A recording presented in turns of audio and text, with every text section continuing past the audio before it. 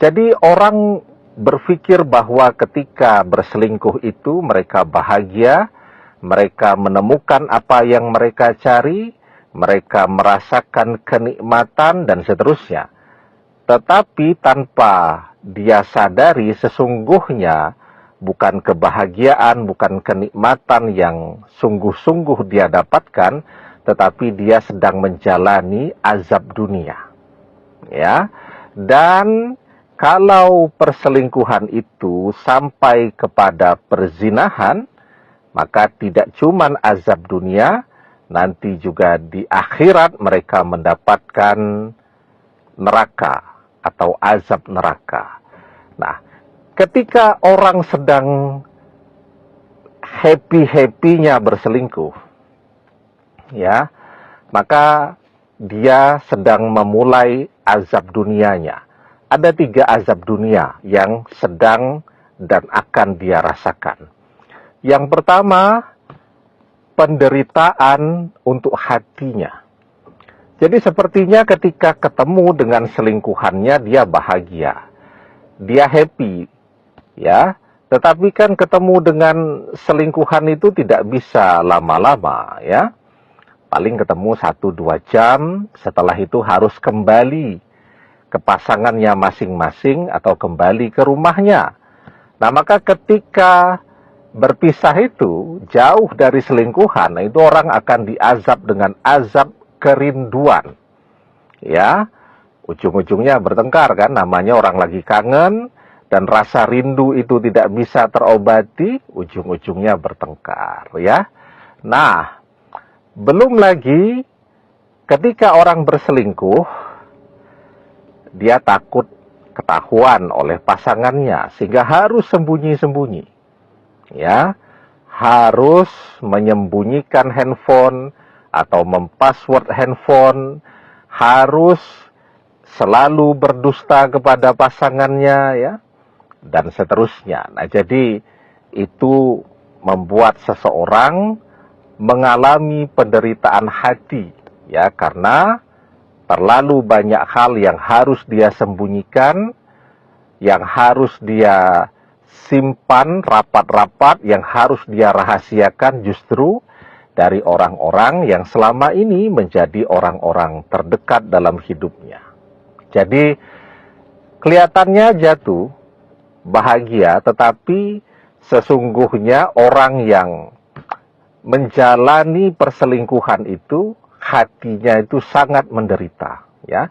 Selalu dicekam rasa ketakutan, rasa cemas, ya, dan seterusnya. Nah, itu yang pertama, azab untuk hatinya.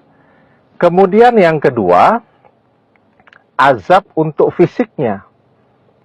Coba ya bayangkan, misal ada orang berselingkuh, ya, tinggal di kota yang berbeda. Kan kalau zaman sekarang orang bisa berselingkuh dengan mudah, mencari kenalan berbeda kota karena ada media sosial kan. Kotanya beda, tidak usah jauh-jauh lah. Jarak perjalanannya misal 2 jam saja. 2 jam perjalanan nih. Maka ketika misal laki-laki ini mau menjemput selingkuhannya, butuh 2 jam perjalanan. Ya. Kemudian kalau ketemuan di sana kan takut nanti ketahuan oleh pasangannya si wanita. Maka harus kembali lagi ke kotanya. 4 jam, ya. Kenapa harus kembali ke kotanya? Karena dia merasa kalau di kotanya dia lebih tahu seluk-beluknya dan akan jauh dari jangkauan pasangannya si wanita tadi. Sudah 4 jam tuh. Nanti ketemu 1-2 jam, harus ngantar lagi pulang. Ya, sudah 6 jam. Balik lagi ke kotanya, ke rumahnya. Ya, 8 jam perjalanan bolak-balik untuk merasakan kenikmatan bertemu dengan selingkuhannya selama 1 jam tadi. Kan capeknya luar biasa tuh. Tidak saja capek batin tadi, tetapi juga orang yang menjalani perselingkuhan itu fisiknya mengalami kelelahan yang amat sangat luar biasa. Jadi azab pula untuk fisiknya. Belum lagi kalau kemudian selingkuhannya minta antar ke sana kemari dan seterusnya.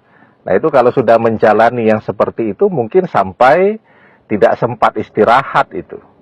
Ya, misal minta diantarkan jam 6 pagi, maka jam 4 pagi dia harus sudah jalan, ya. Nah, maka azab juga untuk fisiknya. Dan yang ketiga, azab juga untuk keuangannya. Dia berpikir, ini sepertinya selingkuhannya ini banyak duit nih, enak lah, nanti semuanya ditraktir, semuanya dibayari. Tapi ternyata karena gengsi kan, awalnya enggak apa-apa, bayari dulu, neraktir dulu. Tetapi setelah dijalani, kok tidak gantian bayari, tidak gantian neraktir, dia terus yang keluar duit. Ya, sampai tanpa terasa tabungan sudah menipis, ya.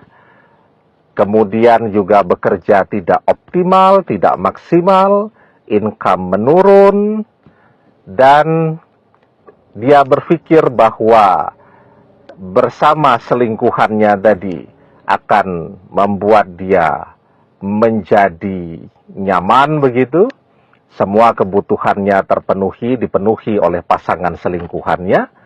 Tetapi realitanya sebaliknya, justru duit dia yang habis, ya. Kemudian justru dia yang dimanfaatkan. Bersama selingkuhannya bukannya jadi tambah kaya, dia justru menjadi tambah melarat, tidak punya apa-apa. Nah, maka itulah kenapa, ya, orang berselingkuh itu sepertinya kelihatannya nikmat, tetapi yang dia jalani sesungguhnya adalah azab, ya. Nah, ketika orang itu, jangankan berselingkuh, ya, orang ingin menikah saja, yang dilihat itu harta, maka bukan harta yang dia dapatkan, justru tambah melarat. Apalagi kalau itu dalam perselingkuhan, jauh lebih melarat lagi. Ya, yang menikah saja karena mengejar harta itu bukan membuat dia menjadi tambah kaya, justru membuatnya jadi tambah melarat dan tidak punya apa-apa. Wa man tazawwajaha limaliha lam yazidhullah illa faqron. Dan barang siapa yang menikahi seseorang karena hartanya, maka Allah akan menjadikan orang itu melarat. Ya. Nah, jadi ketika orang ngejar-ngejar seseorang karena harta, bukannya jadi tambah kaya, justru jadi tidak punya apa-apa. Demikian, semoga bermanfaat.